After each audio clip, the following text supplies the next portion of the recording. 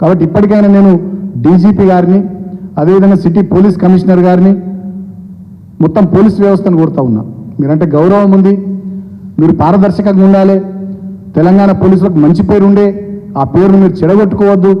కొంతమంది ప్రైవేట్ సైన్యం లాగా మీరు మీ పోస్టింగ్ల కోసమో లేకపోతే అధికారంలో ఉన్న వాళ్ళ మెప్పు కోసమో వాళ్ళ మెహర్బానీ కోసమో మీరు ఏది పడితే చేస్తామంటే ప్రజాగ్రహాన్ని మీరు తట్టుకోలేరు. ఈ తెలంగాణ ఎన్నో ఉద్యమాలను చూసింది, విప్లవోద్యమాన్ని చూసింది, దళితోద్యమాన్ని చూసింది, బహుజనుల ఉద్యమాలను చూసింది, తెలంగాణ ఉద్యమాన్ని చూసింది. ఇక్కడ ఎవరికి భయపడరు, గుర్తుపెట్టుకోండి.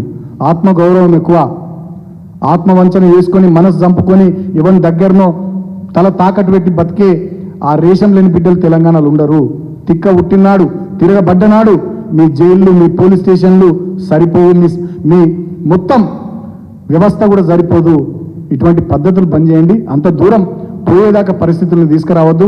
మేము తప్పు చేస్తే మా మీద కేసులు పెట్టుర్రు, వాళ్ళు తప్పు చేస్తే అధికార పార్టీ వాళ్ళ మీద కేసులు పెట్టుర్రు. ఎవరికైనా న్యాయం, ధర్మం, చట్టం ఎవరికి చుట్టం కాకుండా అందరికి సమానంగా ఉండేటటువంటి పరిస్థితులు తెలంగాణలో ఉండాలి తప్ప రేవంత్ రెడ్డి గారు హోంమంత్రి, సీఎం చెప్తుంది అక్కడ ఉండే ఇంటెలిజెన్స్ వ్యవస్థనో, ఎస్బీ వ్యవస్థనో, కౌంటర్ ఇంటెలిజెన్స్ వ్యవస్థనో, పొలిటికల్ ఇంటెలిజెన్స్ వ్యవస్థనో వీళ్ళని దొక్కేద్దాం, వాడిని ఇట్లా చేద్దాం, వీళ్ళని ఏం చేస్తారు? తిప్పి కొడితే 20వ నెల ఇంకో 4 నెలలు అయితే 2 ఏళ్ళు అయిపోతుంది, ఇంకో సంవత్సరం 2 ఏళ్ళు అయిపోతే రాష్ట్రం రాజకీయ వాతావరణమే మారిపోతుంది. ఏం చేస్తారు? ఏమవుతుంది?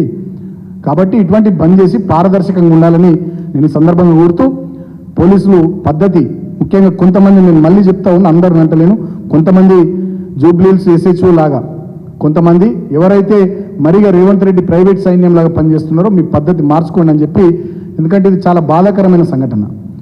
గెల్లు శ్రీనివాస్ యాదవ్ గారి సతీమణికి అసలు సంబంధమే లేదు, ఆమె ఇంట్లో ఉన్నది, ఆమె మీద అటెంప్ట్ మర్డర్ కేసు పెట్టుడు ఇది ఎక్కడి పద్ధతి?